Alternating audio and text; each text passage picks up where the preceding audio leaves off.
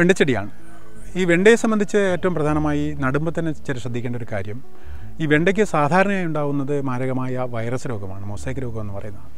അപ്പോൾ ഈ മൊസൈക്ക് രോഗത്തെ ചെറുക്കാനുള്ള ഇനങ്ങൾ നമ്മൾ നടുക എന്നുള്ളതാണ് ആദ്യം തന്നെ. വിത്ത് തിരഞ്ഞെടുക്കുമ്പോൾ തന്നെ അത്തരം വിത്ത് തിരഞ്ഞെടുക്കുന്നത് നന്നാണ്.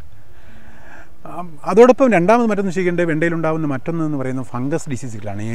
ഈ തുരുമ്പ് രോഗം പോലെയുള്ള ഇലകളെ വയ്ക്കുന്ന ചീയൽ രോഗങ്ങളും അതുപോലുള്ള രോഗങ്ങളുമാണ് രണ്ടാമതുണ്ടാകുന്ന ഒരു പ്രശ്നം. അതിനെ റെസിസ്റ്റ് ചെയ്യാൻ നമ്മൾ നേരത്തെ പറഞ്ഞതുപോലെ ട്രൈക്കോഡെർമയോ അതുപോലുള്ള പിന്നെ സുഡോമോണസോ ഉപയോഗിച്ച് അതിനെ റെസിസ്റ്റ് ചെയ്യാൻ പറ്റും. ഞങ്ങളിപ്പോൾ ഇതിൽ ട്രൈക്കോഡെർമ ഉപയോഗിച്ചിട്ടുണ്ട്.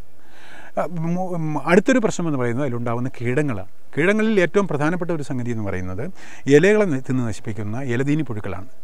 അവയെ നമുക്ക് ചെടിയിൽ തന്നെ പ്രത്യക്ഷത്തിൽ അത് അറിയാമെങ്കിൽ തിരിച്ചറിയാൻ പറ്റും. ഇലകളിൽ വന്നിട്ട് ഇതേപോലെ ചുരുട്ടിയിട്ടിട്ട് ഇതിനകത്ത് മുട്ടയിടുന്ന ശലഭങ്ങളാണ്. ഇത് നമ്മൾ ചെയ്യേണ്ടത്, ഇത് പ്രത്യക്ഷപ്പെട്ടാൽ ഈ ഇല ഇങ്ങോട്ട് പറിച്ചെടുക്കുക എന്നുള്ളതാണ്, വളരെ പെട്ടെന്ന് പറിച്ചെടുക്കുക എന്നുള്ളതാണ്. ഇതിൽ വലിയൊരു പ്രശ്നമുള്ളത്, നമ്മൾ അല്പം താമസിച്ച് ഇതിനടിയിൽ തൊട്ട് കഴിഞ്ഞാൽ പെട്ടെന്ന് ഇവൻ പാരച്യൂട്ട് പോലെ ഈ പുഴു താഴേക്ക് ചാടിക്കളയും. സംഗതി വളരെ രക്ഷപ്പെട്ട് കഴിഞ്ഞാൽ അങ്ങനെ അതിനെ അനുവദിക്കാത്ത തരത്തിൽ ഇത് പറിച്ചെടുക്കുക എന്നുള്ളതാണ് ഏറ്റവും പ്രധാനപ്പെട്ട സംഗതി. ഇതിനകത്ത് ഇപ്പോൾ അതില്ല.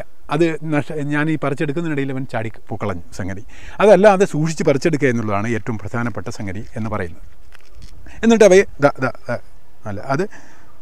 ഇതൊരു മിത്രകീടമാണ്.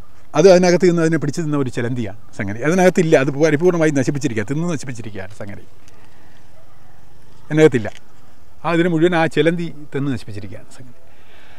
ഇത് കൈകൊണ്ട് പിടിച്ച് നശിപ്പിക്കുക, അതാണ് മെക്കാനിക്കൽ നിയന്ത്രണം എന്ന് പറയുന്ന മറ്റൊരു സംഗതി. മറ്റൊന്ന് ഇലകൾ, ഈ പൂവിനെയും കായയും തിന്ന് നശിപ്പിക്കുന്ന ചെറിയ തരം വണ്ടുകൾ.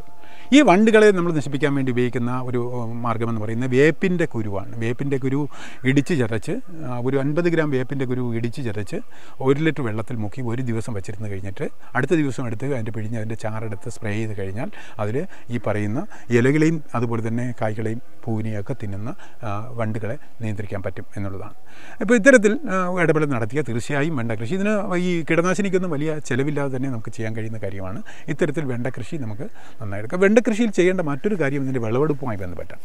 വിളവെടുപ്പിൽ ഒരു 2 ദിവസത്തിലൊരിക്കൽ വിളവെടുക്കണം. എടുത്തില്ലെങ്കിൽ കായ് മുറ്റിപ്പോവും. കായ് മുറ്റിയാൽ പിന്നെ ഒന്നിനും ഉപയോഗിക്കാൻ പറ്റില്ല. പക്ഷേ കായ് മുറ്റിയാൽ സൂപ്പ് ഉണ്ടാക്കാൻ കഴിയും. പക്ഷേ സാധാരണ നമ്മുടെ നാട്ടിൽ അതാരും അങ്ങനെ ഉപയോഗിക്കാറില്ല. അതുകൊണ്ട് തന്നെ വെണ്ടയിൽ ശ്രദ്ധിക്കേണ്ട ഒരു സംഗതി അതാണ്. അതുപോലെ തന്നെ വിളവെടുക്കും തോറും കൂടുതൽ വിളവ് കാണുമെന്നുള്ള. ഇപ്പോൾ സാധാരണ നമ്മൾ നാട്ടിൻ പ്രദേശങ്ങളിൽ ചെയ്യുക, ആദ്യം വെണ്ട നട്ട് കഴിഞ്ഞാൽ ആദ്യം വരുന്ന കായൊക്കെ അതങ്ങ് നിർത്തിക്കും. അത് യഥാർത്ഥത്തിൽ ചെടിയുടെ ആയുസ്സിനെ ബാധിക്കും. അതുകൊണ്ട് തന്നെ അതിൽ കൂടുതൽ അതിൻ്റെ ഉൽപ്പാദനത്തിന് ബാധിക്കും. അത് ആദ്യം എടുക്കുമ്പോൾ തന്നെ അപ്പം തന്നെ കട്ട് ചെയ്യുക.